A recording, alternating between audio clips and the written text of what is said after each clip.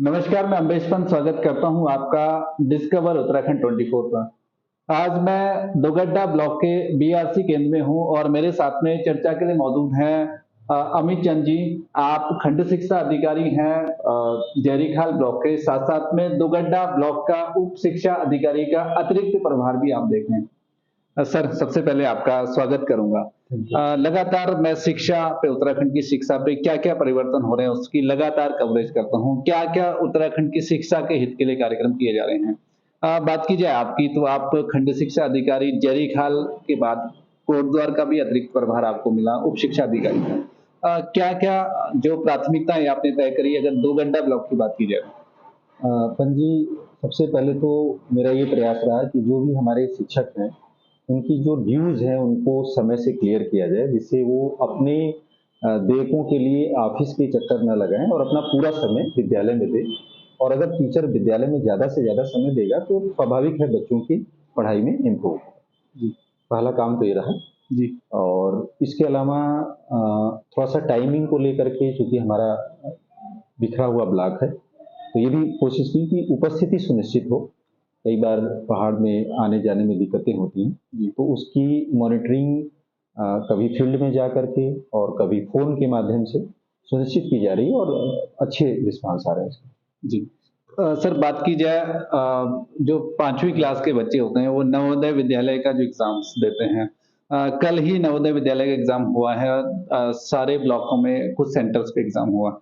बात की जाए, आज हम दोगड्डा ब्लॉक पे ही बात करेंगे क्योंकि कहीं न कहीं दोगड्डा ब्लॉक का आप अतिरिक्त प्रभार देख रहे हैं। दोगड्डा ब्लॉक की बात की जाए तो नवोदय में कितने बच्चों का रजिस्ट्रेशन इस साल हुआ और कितने बच्चों ने एग्ज़ाम दिया है इसमें? सर, मैंने जब ज्वाइन किया तो देखा कि नवोदय विद्यालय के बच्चों की जो फॉर्म भराने की दर थी वो काफ़ी स्लो थी। जी। और लगभग 28 दिसंबर तक मात्र 221 फॉर्म हमारे ब्लॉक से भरे गए थे। उसके लिए थोड़ा सा हमने एक्स्ट्रा एफर्ट किया और टीचर्स को मोटिवेट किया, और उसका परिणाम ये रहा कि 31 दिसंबर लास्ट डे तक हमारे पूरे दुगड्डा ब्लॉक में 479 फॉर्म भरे गए। और सबसे अच्छी बात है, न केवल फॉर्म भरे गए बल्कि जो कल हमारे यहाँ परीक्षा संपन्न हुई है वो 2 सेंटर पे हुई है, जीआईसी कोटद्वार और आर्य कन्या इंटर कॉलेज। और दोनों जगह हमारे यहाँ 479 में से 400 बच्चों ने एग्जाम दिया, जो एक अचीवमेंट है। और निश्चित जब बच्चों का पार्टिसिपेशन बढ़ेगा तो रिजल्ट भी अच्छे आएंगे।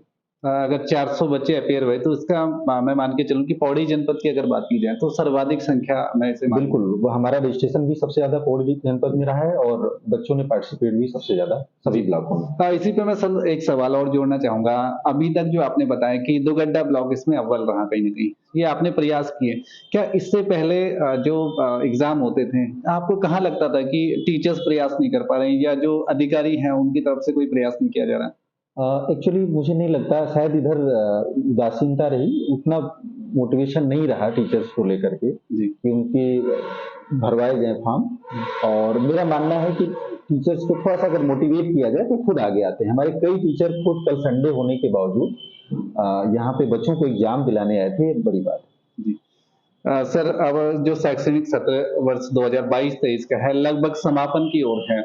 नया सत्र शुरू होगा 2023-24 का शैक्षणिक सत्र, और उसके लिए क्या-क्या प्लानिंग आपकी है? अगर बात की जाए, फिर से मैं बात उसी पे आऊँगा कि दोगड्डा ब्लॉक की अगर बात की जाए, तो क्या-क्या प्लानिंग है आपकी इस सत्र के लिए?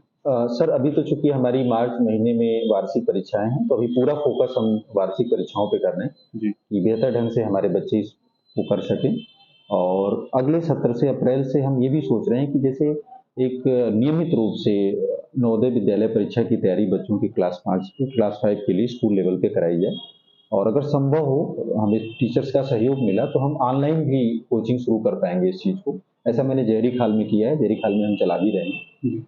और यहाँ भी हम चाहेंगे कि इसको आगे बढ़ाएँगे। दूसरा, 8th जूनियर के बच्चों के लिए मैंने देखा कि यहाँ जो एनएमएम-एसएस परीक्षा है, तो उसके लिए थोड़ा उदासीनता है। या तो टीचर्स को पता नहीं है या वो उसमें बहुत इंटरेस्ट नहीं ले रहे हैं। तो हमारा एक मोटिवेशन मैंने वैसे भी फ़ोन के माध्यम से, ऑनलाइन माध्यम से किया है, लेकिन जल्दी ही हम एक ऑफलाइन वर्कशॉप बुलाएँगे।